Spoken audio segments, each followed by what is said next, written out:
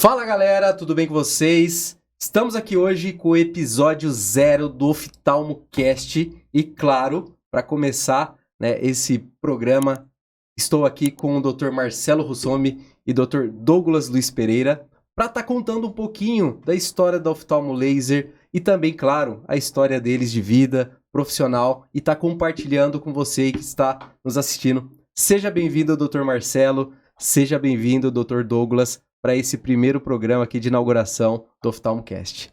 Bom, sem delongas, já queria começar, perguntando um pouquinho de vocês, da história de vocês. Então eu queria saber um pouquinho do Dr. Marcelo, quem é o Dr. Marcelo, Ou seja, atrás do Dr. Marcelo, quem é o Marcelo? Então vou começar desde o começo, sou nascido aqui em Adamantina, uma cidade pequena, 30 mil habitantes, mais ou menos, próximo aqui de Presidente Prudente. Estudei até na minha época era o colegial, hoje o ensino médio, em Adamantina. Aí com 17 anos fui para São Paulo fazer cursinho. No colégio, uma coisa interessante, eu nunca fui um bom aluno. Eu sempre era um aluno ruim, do fundão, naquele momento, acho que eu não tinha maturidade para entender o quão importante era estudar, só queria brincar, farrear, fazer festa, E uma grande virada aí na minha vida foi quando eu fui para São Paulo estudar, Porque você chega em São Paulo, cidade grande, começou a abrir minha cabeça, eu comecei a pegar o gosto pelo estudo em São Paulo, fui fazer cursinho,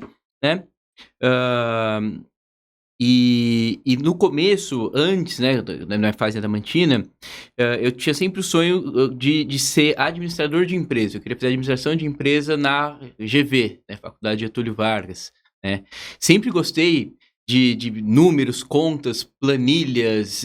Eu com 12, 13 anos fazia planilha de Excel das contas da fazenda do meu pai e tal. Não sei por que eu gostava dessa coisa de administração. Mas meu pai é oftalmologista também, em Adamantina, e ele me deu uma forçadinha para eu ir pelo caminho da medicina, Acho que quem é médico, quem tem familiar médico, acho que medicina é um negócio muito bonito de se fazer, É uma profissão que acho que você precisa ter uma vocação, você cuidar de pessoas. É um dom, doutor? É um dom, É um negócio muito diferente. É um estilo de vida, eu costumo falar. Porque você é médico, cortando aqui no meio, é médico 24 horas, Você, por exemplo, é engenheiro, tá bom, você tá cumprindo seu horário ali, Acabou seu horário, seu expediente, você vai embora, acabou. A gente acaba o expediente, você ainda continua médico. Alguém vai te ligar depois, família, não sei quem. E aí, às vezes, você tá no meio de uma festa, tudo, mas você nunca pode esquecer que você tem aquela responsabilidade que alguém pode te ligar, pode te fazer alguma pergunta, algum paciente pode ligar, acontecer alguma coisa, você tem que estar sempre meio que preparado, Então não tem muito horário, a carga horária é sempre 24 horas, cortando Sim, aqui. sim. E aí, meu pai meio que colocou na cabeça minha e do meu irmão, nós somos em dois, meu irmão também é médico, que o melhor seria fazer medicina. Falei, tá bom, vamos fazer medicina. E hoje eu sou muito grato, ao meu pai de ter forçado a ir por esse caminho, porque realmente fazer medicina tem esse prazer em mente, fazer o bem todos os dias, cuidar, nós somos oftalmologistas, cuidar da visão de uma pessoa é um negócio muito legal, muito nobre, que uma pessoa sem visão é um negócio muito triste, A gente tá todo dia lá batalhando para a pessoa ter uma visão boa. Então, além de outras recompensas, que sim, a profissão dá, acho que a medicina tem essa parte de ouro que é um prazer enorme a gente acordar todos os dias e fazer o bem, As cirurgias que a gente acaba, A gente até brinca, Falar mais um olho salvo. E é verdade, A gente tá lá e realmente a gente tem que ter esse sentimento. Porque às vezes fica no batidão, passa e você nem pensa. A gente tem que repuxar, relembrar, Cai no automático. Então, aí fui para São Paulo, fiz o cursinho. E aí eu comecei a enxergar o mundo de outra maneira, Comecei a estudar, eu fiz o cursinho Anglo, e o cursinho Anglo ele é ranqueado por salas, Tem a sala A, que é dos que mais tira nota, B, C, D e E. A primeira prova que eu fiz, eu fui a pior sala E, E aí eu comecei a ver as aulas e tal, e aí na prova seguinte eu fui pra sala C. Na prova seguinte, a cada 2 meses, eu acho que as provas, fui pra B. Aí antes do meio eu já tava na A, E aí comecei a estudar, pegar gosto pelo negócio, e O meu pai é formado na USP, né, Faculdade de Medicina da USP, que é uma das melhores do país, uma faculdade pública, né, que não precisa pagar nada para fazer, super concorrido, super difícil de passar no vestibular. E aí eu comecei a falar, não, vou passar, né, numa universidade pública. E os meus familiares falaram, como assim, você, né, quase repetiu o terceiro colegial, como que você vai passar? E aí consegui. Fui aprovado na Unifesp, que é a Universidade Federal de São Paulo, né, na nossa parte de oftalmologia, é a mais conceituada atualmente, né? E aí fiz 6 anos de medicina, também não fui um aluno brilhante na faculdade.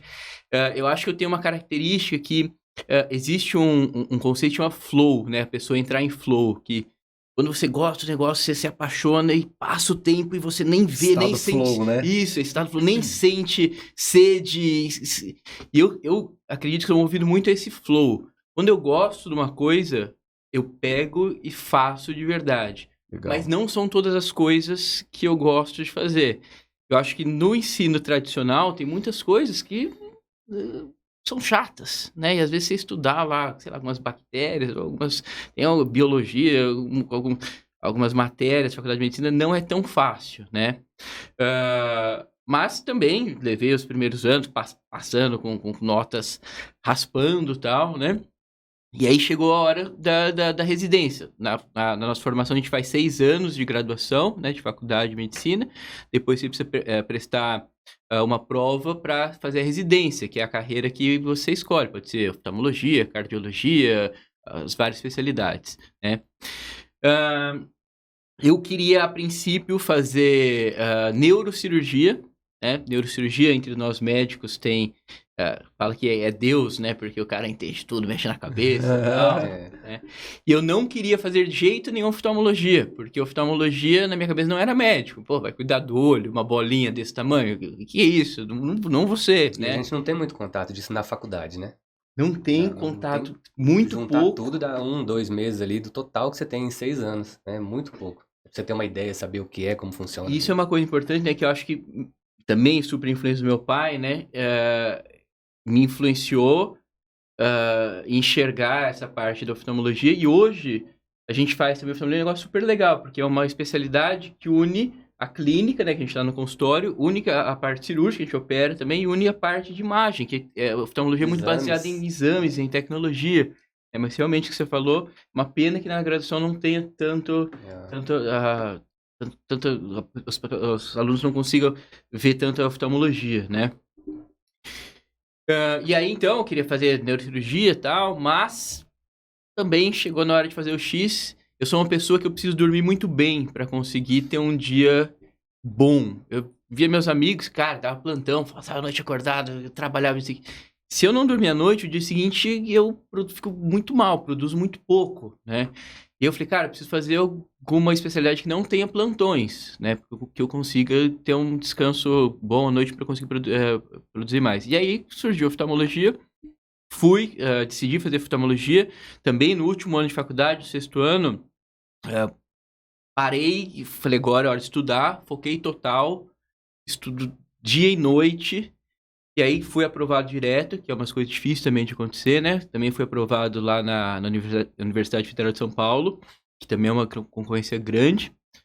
Fiz 3 anos de oftalmologia, aí já começou a mudar a história. Aí na residência você já consegue ter mais maduro, ter mais responsabilidade, né? Você tem os seus pacientes, aí começa a despertar uma coisa dentro de você, né? Já é mais direcionado, né? Você tá vendo aquilo que você gosta, assim, né? Tem algumas matérias, outras ali dentro da residência que às vezes você não tem tanta proximidade, não gosta tanto, tem também, mas a grande maioria já é aquilo que você optou por fazer, né? Então acaba tendo mesmo um gostinho a mais, né? E acho que também é mais prático, né? Que os primeiros anos de medicina é muito teórico. Isso é um negócio muito complicado, você ficar só estudando, né? Acho que quando junta o prático, aí você quer estudar aquilo que você viu no paciente de dia, né? À noite você pega, você abre um livro.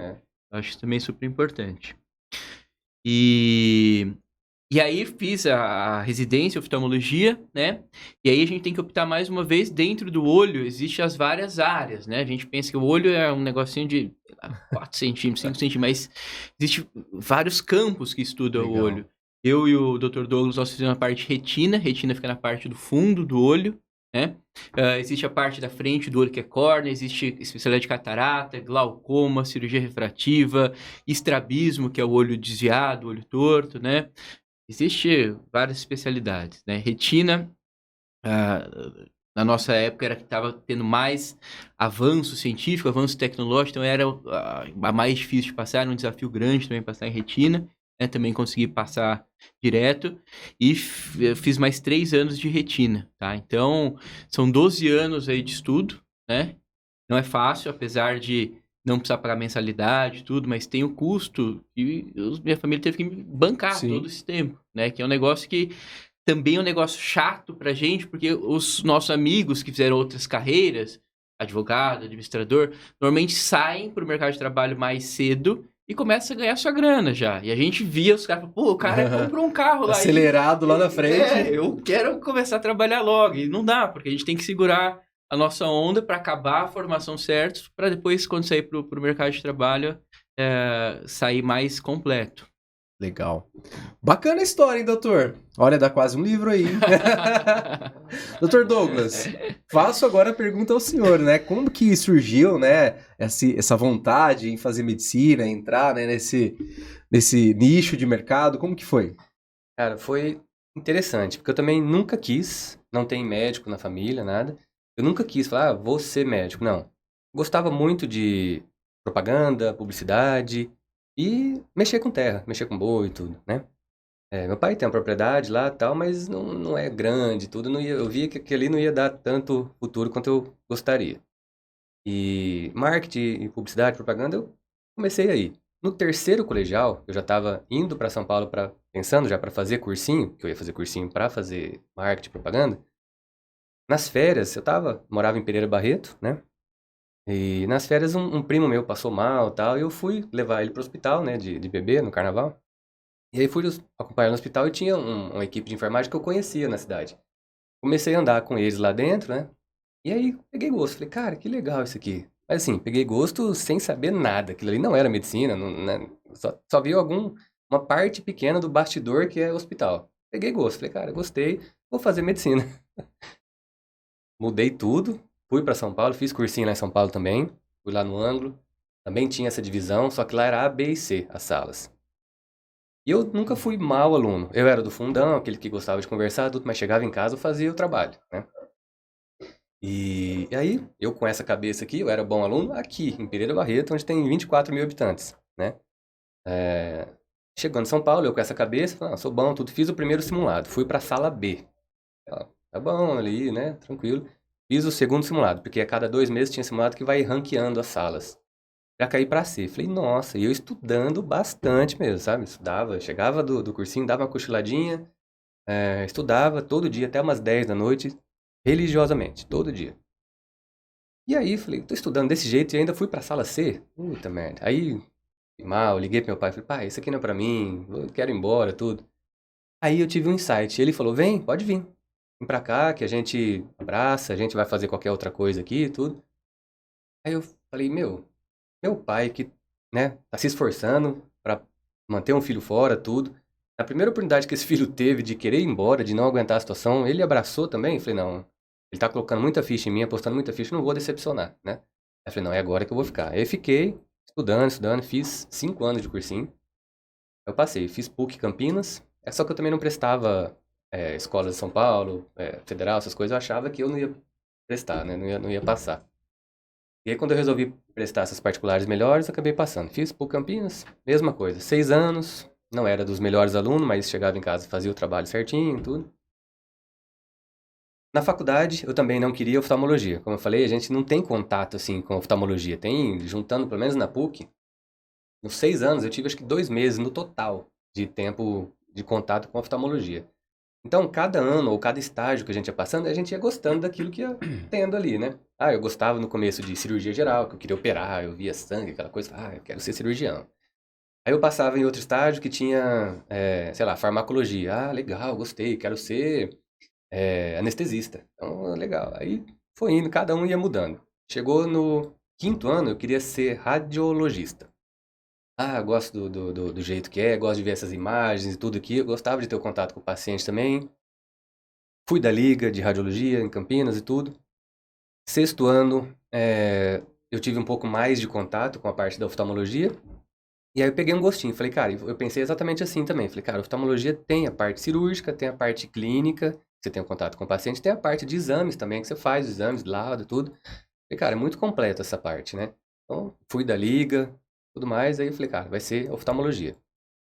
Graças a Deus também fiz outra prova de residência, passei direto. Fiz residência no Instituto Suel, lá em São Paulo. É uma das referências nacionais de retina. Então, a residência, eu tive muito contato com retina. Então, eu acabei pegando gosto ali pela retina, né? Fiz fellow lá, fiz fellow de retina clínica e ultrassom, lá no Suel também. E aí, trabalhei. Fiz outro fellow depois, que é retina cirúrgica e catarata. O Caio Regatieri, que é da Paulista, foi contemporâneo dele também aqui. Eles eram amigos. E eu operei bastante. E aí, tive essa oportunidade de vir pra cá. Só que esse tempo todo que eu fiquei em São Paulo, desde do cursinho, do primeiro dia de cursinho, eu sabia que eu não queria ficar lá. Tanto que eu até já comentei com eles aqui que o meu DDD do celular é 18, que Andradina é 18 também. E não mudei o DDD, esse tempo todo que eu fiquei em São Paulo. Sei lá, 16, 15 anos talvez, 16 anos. E eu não mudei o 18 porque eu sabia que eu ia voltar pro interior. E aí, vai aqui, vai ali, apareceu essa oportunidade de vir aqui pra Prudente, oportunidade boa e tal. Eu morava já com a minha namorada, que é a Gabi, e ela fez medicina também. Aí eu falei, aí, tem essa oportunidade e tal, tal. Ela, vamos, um abraço. E veio junto, e aí estamos aqui. E estamos gostando. Legal, excelente história, né? Então, para vocês verem, né? Da administração para a medicina, do marketing e publicidade para a medicina. É, E é uma coisa legal, eu fico pensando assim, né? Às vezes, quando a gente é criança, a gente tem sonhos, né? Eu mesmo, meu sonho de criança é ser piloto de avião. Era, né? Não sei, talvez, quem sabe um dia, né? E é difícil, né? Quem consegue realmente realizar aquele sonho de criança, porque o mercado, a realidade, nos impõe outros caminhos, pois é. né? Que a gente escolhe, etc e tal. Muito legal. E como que nasceu a Oftalm Laser, doutor? Como que criou, né, um nome, e é um nome impactante, né? Oftalm Laser é a junção, né, dos segmentos. Como que o senhor pode me falar? Então, o Oftalmo Laser é uma clínica aqui de Presidente Prudente, né? Que já existe há 27 anos. No começo, essa clínica foi montada pelos oftalmologistas da cidade, que para fazer cirurgia de correção de grau, precisa se comprar um aparelho a laser, que é caríssimo, coisa de 5 milhões de reais, mais ou menos, hoje em dia, tá? E para um único oftalmologista fazer esse investimento, é um negócio que às vezes não se paga, tá? Você precisa de volume de pacientes para conseguir não deixar o laser parado, né? O laser, igual um avião no chão, é gasto, né? Porque tem o custo do piloto. E um Sim. laser também tem todos os seus custos fixos, que se não estiver operando, se não estiver fazendo cirurgias, o laser fica muito caro. Então, os oftalmologistas que de Presidente se juntaram e criaram essa Oftalmo Laser, que era uma clínica que tinha esse laser para todo mundo operar, tá? Depois de um certo tempo, chegou um médico que cuida da parte de retina também, que retina é uma área que precisa de bastante investimento, uma área bem complexa, né? Mas lidar com médico é um negócio complicado, tá? A gente fala que médico é Deus, se acha Deus, tal, né? Então, relação médica... Não sou eu que tô falando, hein, ó. Já tá gravando aqui, né? Relação médica não é simples, né? E aí esses médicos se desentenderam, decidiram vender, né, essa clínica. E aí foi oferecido pro Ricardo, que é o nosso sócio, né? Hoje o Oftalmo Laser, como sócio tem eu, né? E o Ricardo. O Ricardo hoje está morando nos Estados Unidos. Foi oferecido pro Ricardo. O Ricardo achou interessante, ele é de Presidente Prudente. né? Só que um dos sócios era o meu pai, que meu pai já é oftalmologista aqui. E pelas regras lá da empresa, só poderia ser vendido quando todos os sócios aceitassem por unanimidade. Aí meu pai falou, não quero vender, eu quero oferecer para o meu filho que pode vir, que pode vir para cá e assumir. E aí meu pai falou, olha, tá vendendo oftalmologia, você quer tal, se interessa? Eu falei, não se interessa, pai. Aí, mas já tem outro médico interessado, que é o Ricardo e tal. E aí a gente foi naquele impasse algumas semanas, né? O Ricardo puxando pra um lado, eu puxando pro outro, e o negócio não saía. Eu falei, cara, vamos resolver, deixa eu conhecer, vamos ver quem é esse Ricardo, ver o que ele pensa, né? Pra ver se o negócio sai. Peguei o telefone, liguei pra ele, e aí a conversa super bateu, sabe? Tipo, eu acho que na vida tem algumas coisas, né, que parece do nada, né? Que você encontra. Pra mim, conhecer o Ricardo foi como ganhar, tipo, na Mega Sena, tá? Porque a gente se bateu super da parte administrativa. Eu sempre gostei muito de administração. E ele também tinha bastante subsídio, né, nessa parte de administração. Então a gente já começou a conversar, a gente começou a se entender e tal. E, cara, é isso, vamos ser sócios, metade, conseguimos comprar. Quando a gente comprou o Oftalmo Laser, em 2011... Era uma clínica super pequena, tinha um funcionário, uma secretária, uma faxineira e nós 2 de médicos, né? E a gente começou a melhorar os processos, melhorar a organização, e o Oftalmo Laser foi crescendo, né? Hoje a gente está com 50 funcionários, uma clínica grande, e sempre a gente tem uma sede de inovar, porque na medicina, em qualquer outra área, você precisa se inovar, você precisa se reinventar sempre, porque... Tem uma frase que um ex-presidenciável falou, esqueci o nome dele. Depois vem na cabeça, eu lembro. Eu acho que ele era médico também, e aí foi que uma vez ele se estranhou com outro colega de profissão, porque ele falou, terminei a faculdade, acabou, fiz medicina, acabou. A gente não pode falar que acabou a medicina. A medicina nunca acaba. Está sempre em renovação, sempre em atividade. Então, é uma coisa que não acaba. Sempre tem atualização, sempre tem alguma especialização a mais para você fazer, sempre tem alguma coisinha nova aparecendo, artigos novos, publicações novas. Então, nunca acaba. É uma coisa que está sempre atualizando, se renovando ali. Então, é mais ou menos esse caminho que ele está falando. Sim. E também, né, na vida, para mim, os tombos são inevitáveis. Você vai ter tombos. Não tem jeito. Todo mundo tem. Entendeu? É importante você saber se levantar. E aprender com os erros, né? Com certeza. Né? Todo erro que você faz, você ganha uma pérola, né? Que é a lição que você tirou daquele erro. E você não pode persistir no erro, né? Você tem que refletir, olhar aqui e falar, olha, isso daqui não deu certo por causa disso, né? Saber mudar o seu jeito de pensar, o seu mindset, né? Então, tivemos muitas pedras no nosso caminho, mas a gente sempre procurou inovar, né? Se reinventar. A gente acredita muito que a gente tem que copiar do jeito bom, né, modelos que funcionam. Então, nesses últimos anos, já estive nos Estados Unidos fazendo curso, visitando hospitais, estive na Alemanha, Dinamarca, Itália, um monte de lugar, né, para a gente conseguir ver quais os tratamentos, as cirurgias, até na parte de administração, e trazer para cá, né, para Presidente Prudente. Legal. Realmente, acho que o processo é sempre uma evolução, né? A medicina, cada vez mais com a tecnologia, né, ela vem evoluindo de uma forma, assim, constante. Até, né, uma forma da gente discutir aqui um assunto que vem ganhando à tona, que é o tal do ChatGPT. Né? Esses dias mesmo, eu coloquei lá uma pergunta assim, né?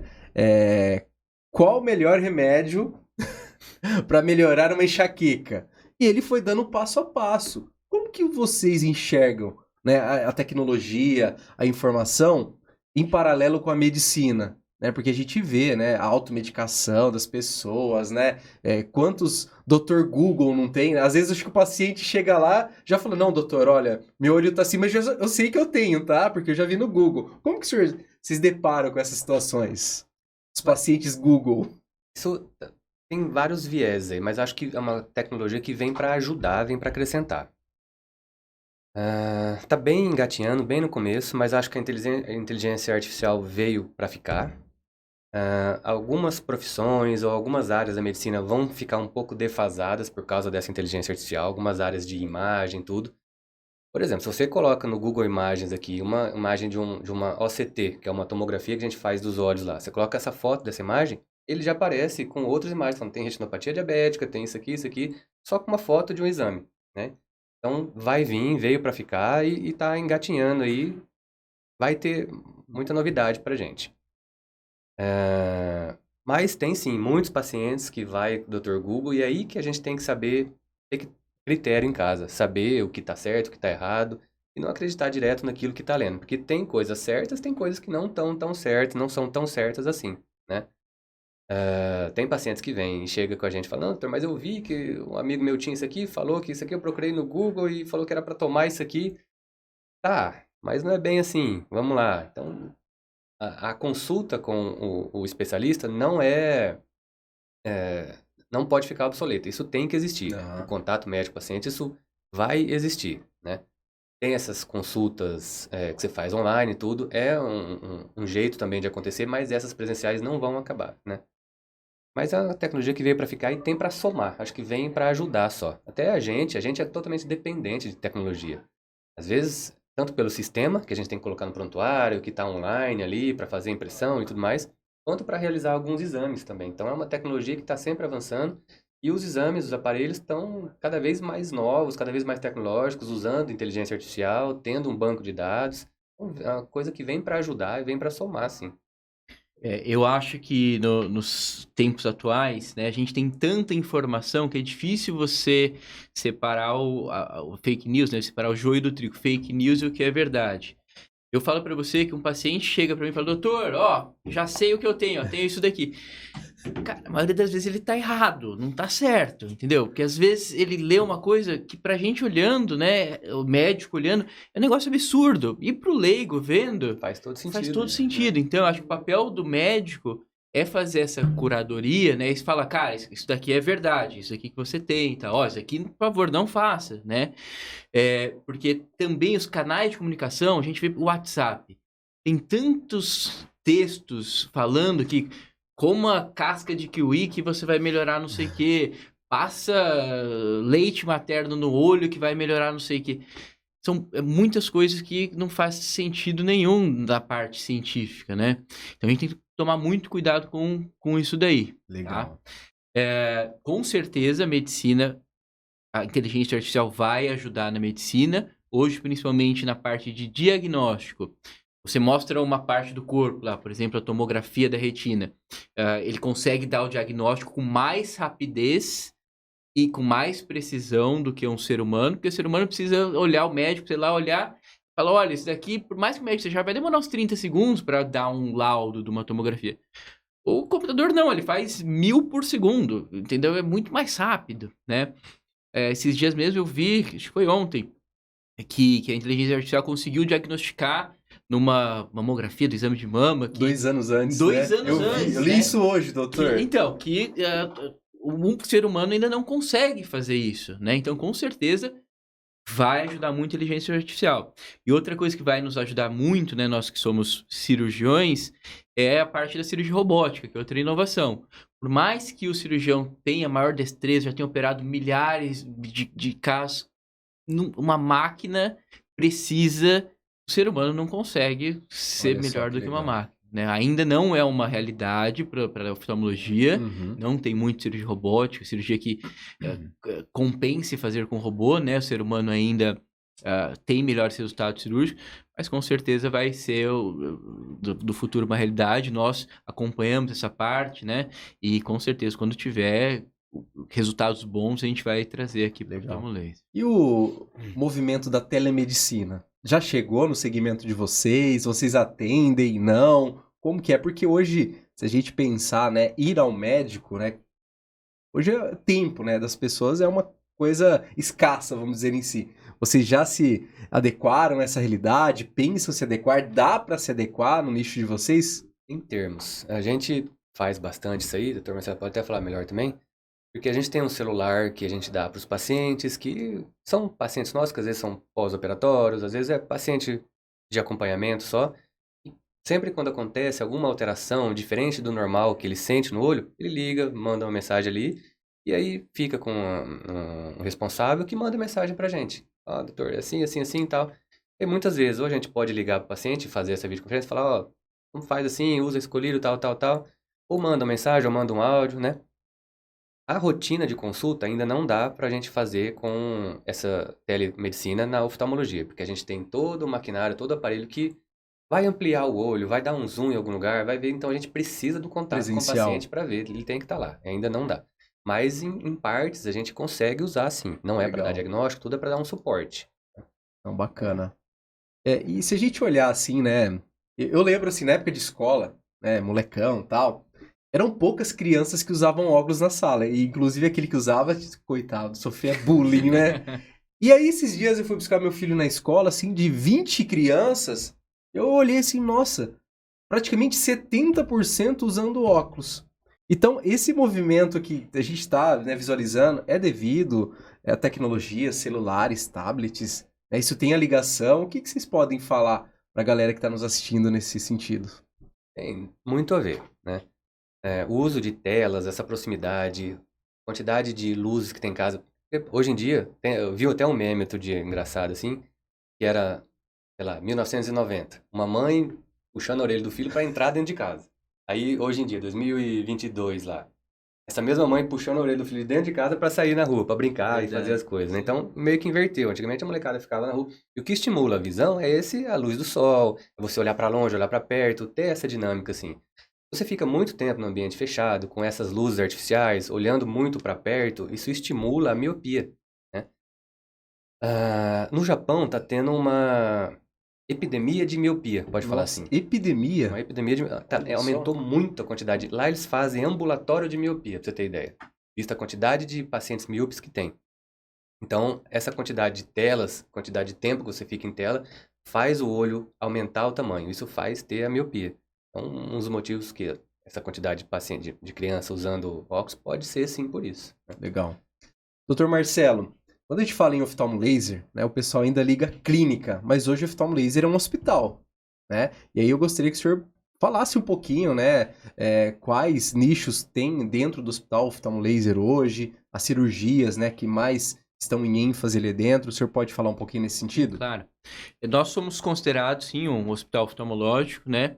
Nós temos o que se faz para a definição do hospital é você ter um centro cirúrgico, que nós temos lá, né? 2 salas cirúrgicas.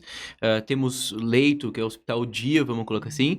O paciente não permanece internado à noite, ele fica durante o dia, né? Operou, fica descansando e no final do dia ele vai para casa. Então seria um hospital dia, sim, né? E você gerir um hospital é um negócio bastante desafiador, né? Porque, primeiro de tudo, você está lidando com a saúde, com a visão das pessoas, e você não pode ter muitos... Você não deve ter erros, né? Porque erro em medicina é um negócio muito complicado, né? Então, você tem que ter várias travas de segurança, né? Vários processos muito bem ajustados, equipe muito bem treinada, porque não pode acontecer uma catástrofe. A gente não quer que isso aconteça. E para você fazer com que todo mundo jogue como um time sem erros é um negócio muito desafiador, tá? Porque dos desafios que nós temos todo negócio tem a sua rotatividade, né? O funcionário que trabalha, depois de algum tempo, 3, 6 meses, não gostei, vou sair, vou para outro lugar, né?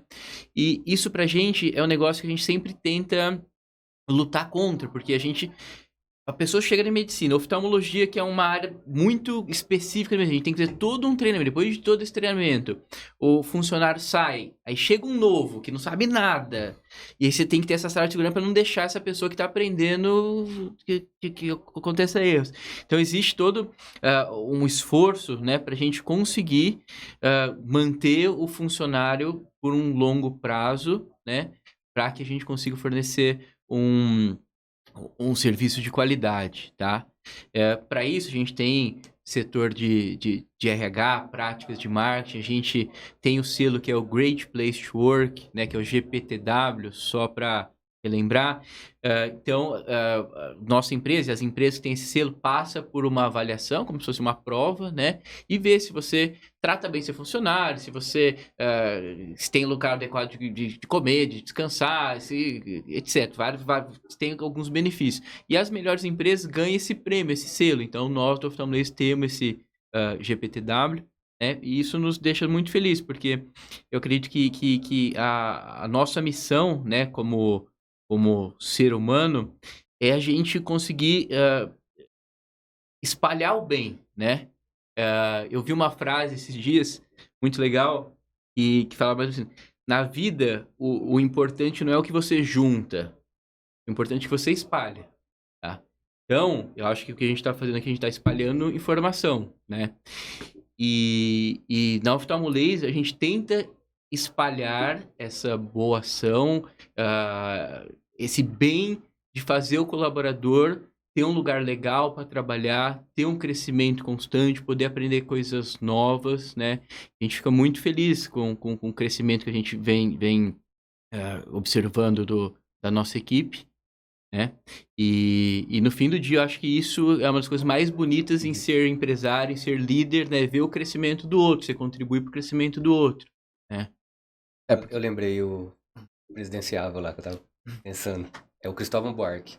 Ah, legal. Ele que falou que o médico não pode se considerar formado, porque a medicina nunca termina, tá sempre em atualização. Lembrei, só pra Né? parênteses. E até pegando, né, um gancho lá do início da conversa, quando o senhor falou, o médico, ele não pode desligar e ligar a chavinha, né? Agora eu sou médico, não, agora eu sou pai. É 24 horas, né? Porque realmente a doença não tem horário, né? E tem que ter o equilíbrio, né, vocês, né? Poxa, responder, ainda mais hoje a tecnologia tá fácil, né? Mandar uma pergunta, mandar um questionamento, então, tem toda essa questão. E também, é uma questão legal que eu acho que o médico hoje tem que ter uma visão empreendedora do seu negócio. Não é só atender o paciente. Você tem que estar ligado às tecnologias dentro do seu negócio, né? Igual eu tive, né, a oportunidade de conhecer lá a estrutura de vocês. Aqui na nossa região, a palavra Customer Success praticamente é 1% das empresas que utilizam. Lá vocês trabalham, né? Para quem está aqui nos ouvindo, Customer Success é sucesso do cliente. Lá eles trabalham com o sucesso do paciente. Então, além de acolher, né, o paciente, você vai acompanhar todo o sucesso, ou seja, a trajetória dele, desde a entrada no diagnóstico, que seja de uma cirurgia. Então, isso é muito legal, porque a gente trabalha hoje, nós do marketing, mas como outras empresas, encantar as pessoas, né? Então, o propósito de vocês é humanizar, encantar e acolher, né? Então, isso é uma coisa muito bacana aí do ciclo, né, do trabalho, né, que o Ophthalmo Laser hoje está oferecendo. Quais são as projeções? Né, falamos aí do passado, falamos um pouquinho do presente, né? E onde vocês querem chegar, né? Tem novidades aí de novos nichos, né? Novos atendimentos, como que tá hoje? Hoje nós estamos, né, com a nossa unidade Presidente Prudente, temos atendimento em mais 6 cidades, 6 outras unidades, né? A gente sempre teve esse sonho de ter outras unidades, mas para conseguir isso não é fácil, porque você precisa ter uma equipe robusta para conseguir tornar esse sonho realidade, né? Então nós estamos nessa fase de expansão. A gente acredita que vão surgir novas unidades em novas cidades, né? Hoje nós estamos com 6 médicos oftalmologistas, cada um especialista em uma determinada área, né? A gente também acredita que vai chegar mais médicos para contribuir, para oferecer para o paciente sempre medicina oftalmologia do mais alto padrão. Temos que ficar muito atento aos avanços tecnológicos, a gente já comentou um pouquinho aqui, né, de inteligência artificial, robótica e medicina. Você tem que estar sempre atento, porque se existe uma tecnologia em algum lugar do mundo e você não está com essa tecnologia na mão, você não está oferecendo a melhor medicina para o seu paciente. Quando você se formou, você jurou lá que você ia oferecer a melhor medicina para o paciente. Entendeu? Então a gente tem que estar muito atento, porque se a gente pecar e não estar atento, que lá no Japão tem determinada máquina e que faz melhor do que a que faz, que a gente tem que pegar essa máquina e trazer correndo, porque senão você não vai estar fazendo a melhor coisa. Legal. Eu não sei, né, se é até vocês que fazem, ou se é os outros doutores, conversando internamente com a equipe, falaram da tatuagem que faz, né, quando perde a visão. Cara, como que é isso? Eu fiquei, assim, espantado. Fui até buscar no Google depois da conversa que eu tive lá com o pessoal. Tem 2 tipos aí de tatuagem que o pessoal faz nos olhos, né? Uma que não é indicada pra ninguém, que é esses tatuadores que fazem, que a pessoa muda essa parte branca do olho, coloca outras cores ali, azul, preto, vermelho, o que seja. Isso não é indicado pra ninguém. Agora, para pessoas que têm algum problema de córnea, que a córnea fica mais opaca, mais branca, às vezes perde a visão desse olho também, e que a pessoa está incomodada com a estética, né? Todo mundo olha aquele olho mais branco e fica perguntando. Aí tem a tatuagem de córnea. Isso tem sim. Então é uma micropigmentação que faz, e para quem vê de fora, o problema é a estética, né? Para quem vê, fica bem semelhante, quase imperceptível olhando a olho nu, assim. E a nível Brasil, são poucos especialistas nesse segmento, né, doutor? Poucos fazem. Legal.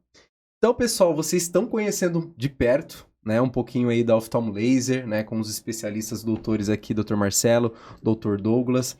E hoje existe assim uma estatística, né, de doenças que têm uma elevação maior, por exemplo, a gente que é leigo, ou a catarata, né, existe algo que vocês podem compartilhar, até para quem está nos acompanhando, às vezes tem o seu pai, o seu avô ali que já vê algumas dificuldades, mas não sabe como abordar isso. Acho isso legal a gente colocar aqui na mesa. Então, como que as principais doenças, tá? Catarata é uma grande doença que o mundo inteiro tem muita prevalência, a gente usa esse termo. E é uma doença que causa cegueira se não cuidar, mas é uma cegueira reversível. A pessoa tem a catarata, quando opera ela volta a ter visão.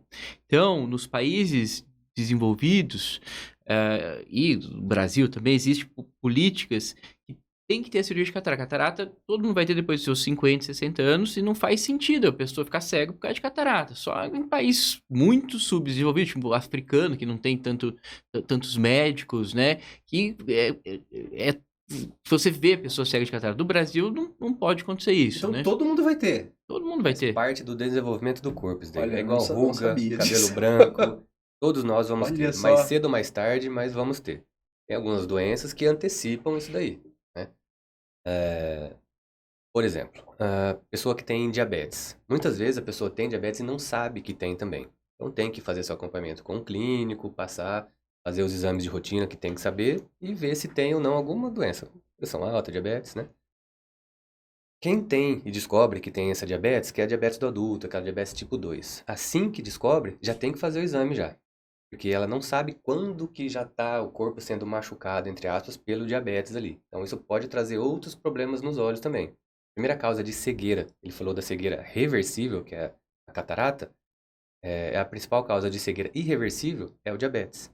Então o diabetes machuca muito o fundo dos olhos.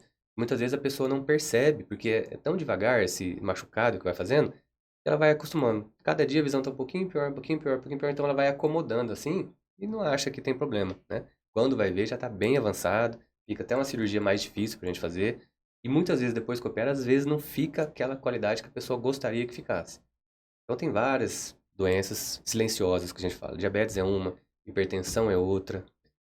Degenerações, tem algumas degenerações que são relacionadas com a idade, tem algumas que são genéticas.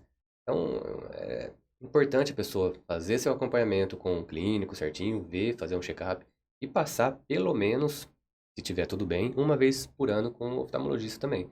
E aí, às vezes, a gente consegue ver alguma doença, ou às vezes até antecipar. Antecipar. Porque às vezes a gente vê no fundo dos olhos, que a gente costuma falar, o olho parece que é a janela do corpo. Então a gente às vezes consegue ver no fundo dos olhos ali alguma doença que a pessoa já está começando e ainda não sabe. Então a gente consegue antecipar algumas doenças fazendo exame também de rotina nos pacientes. Bacana. E existe então essa prevenção, né, dele estar indo antes, fazendo esse acompanhamento, atingiu aquela idade, já pode começar a fazer esse acompanhamento para algo não se expandir, vamos dizer em si. Sim, tem que fazer. Hoje também na medicina moderna, né? Hoje, até então, a medicina tem sido muito curativa. Espera dar algum problema para daí então você vai resolver, tá? Mas tem muitas doenças que quando você já percebe que tá com problema, já foi. Tipo, por exemplo, câncer. Quando você descobre que começa a doer alguma coisa, muitas vezes já tá com metástase. Então, o segredo do futuro, né, pra gente conseguir, a gente quer ter maior longevidade, ver além dos 100 anos, com qualidade de vida. Então, o segredo da medicina do futuro é ter essa prevenção, é fazer um check-up, né, todos os anos, como o Dr. Douglas falou, da nossa parte. Quem é normal, uma vez por ano, o recomendado é passar por exame oftalmológico pra gente ver se está tudo certo. Se a gente detecta as doenças no começo, é muito fácil de tratar.